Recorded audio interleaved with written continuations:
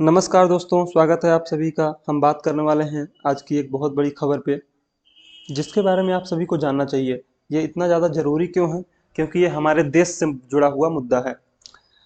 इस समय पे ये मैडम मैडम की तस्वीर देखिए। इनके बारे में भी बात करेंगे कि ये कौन है, कहाँ से हैं, क्या है। लेकिन हेडलाइंस को पढ़ते हैं। India can buy as much Russian oil as it wants, says US terms and conditions apply. किसने कहा है? ये मैडम जेनेट येलेन। इनका नाम है जेनेट येलेन। ये मैडम ने कहा कि India can buy as much Russian oil at it wants.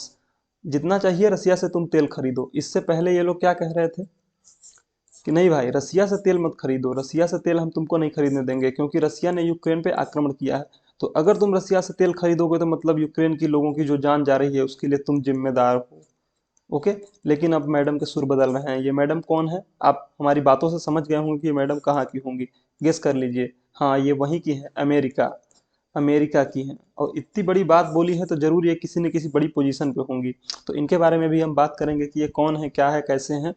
लेकिन सबसे पहले जान लेते हैं कि आखिर ये यूएस इतना जल्दी मेहरबान क्यों हो रहा है भारत के ऊपर। भाई साहब, ये मेहरबान नहीं हो रहा है। ये जो इंडिया की बढ़ती हुई ताकत है उसको पहचान रहा है। इसको पहचानने में काफी देरी की, मगर देर आए दुरुस्त आए। इंडिया की ताकत को अब पहचान रहा है अमेरिका। पूरी दुनिया में जिस तरह से अपनी पावर को कोरोना के बाद इंडिया ने शो किया है, जिस तरह से प्रधानमंत्री नरेंद्र मोदी जी ने अपनी ताकत, इस देश की ताकत, इस देश के 125 करोड़ जनता की ताकत को बताया है, उससे अब अमेरिका भी समझ चुका है कि इंडिया को दबाना बहुत ही मुश्किल है। तो ये मैडम के बारे में थोड़ा सा जान लेते हैं कि ये मैडम कौन है। मैडम का नाम है जेनेट येलेन। इकोनॉमिस्ट है, पढ़ी लिखी महिला है, यूएस की हैं। यूएस के इस समय बहुत ही एक सम्मानित पद पे बैठी हुई हैं। वहां पे होता है क्या? Secretary of the treasury. जैसे हमारे यहाँ पे वित्त मंत्री होते हैं, वित्त मंत्री। ओके। ये हमारे देश में इस समय पे वित्त मंत्री कौन है? निर्मला सीतारमन। निर्मला सीतारमन। निर्मला सीतारमन। तो इस समय पे हमारे यहाँ पे वित्त मंत्री निर्मला सीतारमन जी हैं। और यूएस में वित्त मंत्री जो है उनको कहा जाता है secretary of the treasury. Okay. तो ये जो मैडम है वो है वहाँ की सेक्रेटरी ऑफ द ट्रेजरी। इनके बारे में बात इसलिए हो रही है क्योंकि वो इस समय भारत के दौरे पे हैं, भारत में आई हुई हैं। और भारत के दौरे में ही इन्होंने जो बयान दिए हैं उस वो बयान काफी चर्चा में है। तो इनके बारे में थोड़ा सा और जानते हैं कि जनवरी 26 2021 से ये अमेरिका में वित्त मंत्री के पद पे हैं, सेक्रेटरी ऑफ द ट्रेजरी के पद पे हैं। उससे पहले वो क्या रह चुकी हैं?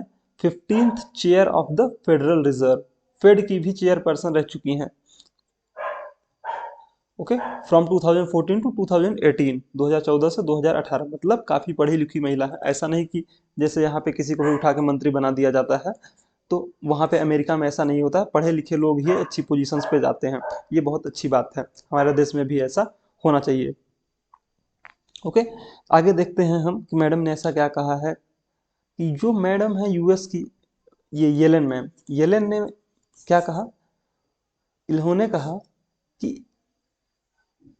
Happy for India to continue buying as much Russian oil it wants. मतलब कि जितना चाहो तुम रसिया से तेल खरीद सकते हो, इंक्लूडिंग एट प्राइसेस एबव ए G7 impose price cap. G7 के द्वारा जो प्राइस कैप इम्पोज किया जा रहा है उससे ऊपर भी खरीद सकते हो। लेकिन तुम्हें कुछ चीजें जो वेस्टर्न के insurance, finance and maritime services मिलती हैं वो नहीं मिलेंगी।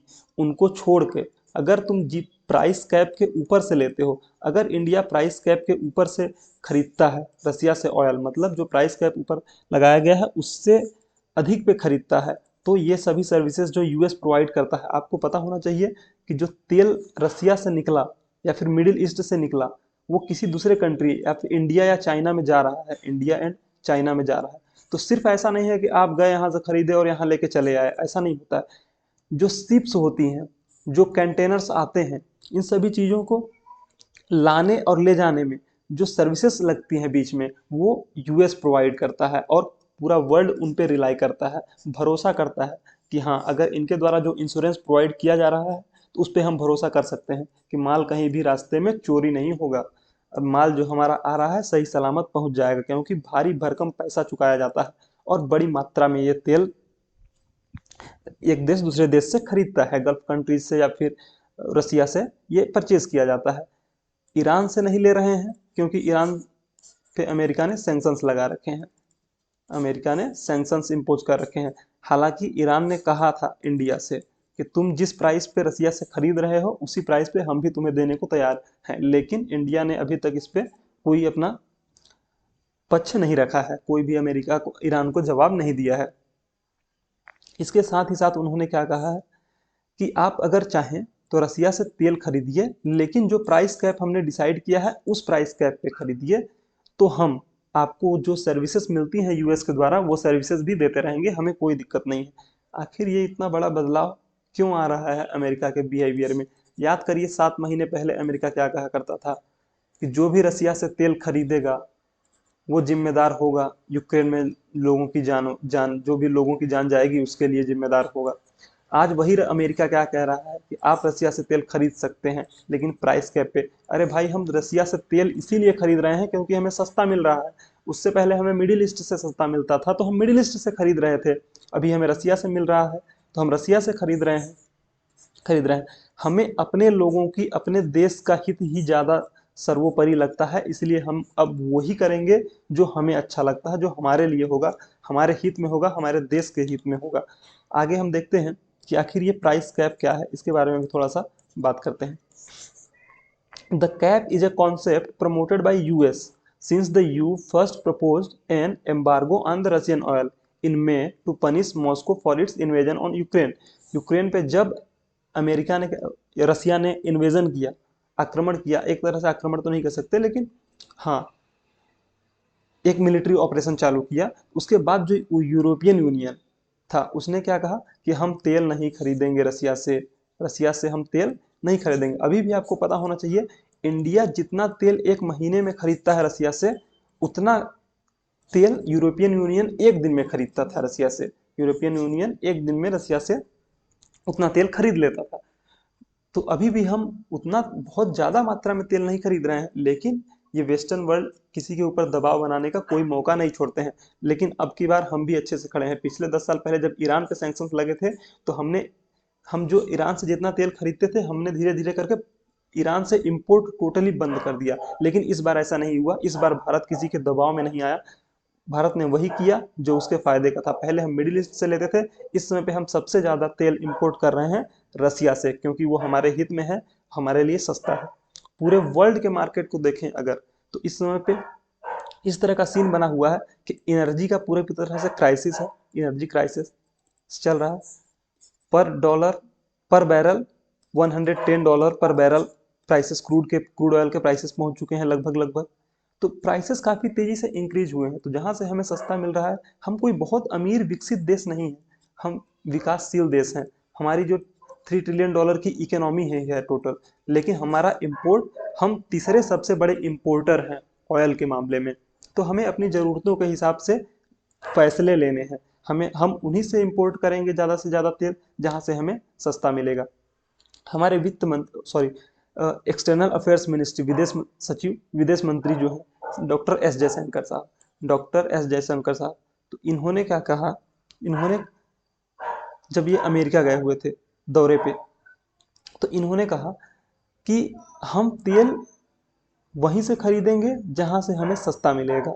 ओके, हम थोड़ा सा एक चीज़ पे बात करते हैं। इस फोटो को आप देखिए, ये फोटो को देखिए, आप समझिए ये है एस जयशंकर, ये है हमारी भारत माता और ये है अमेरिका।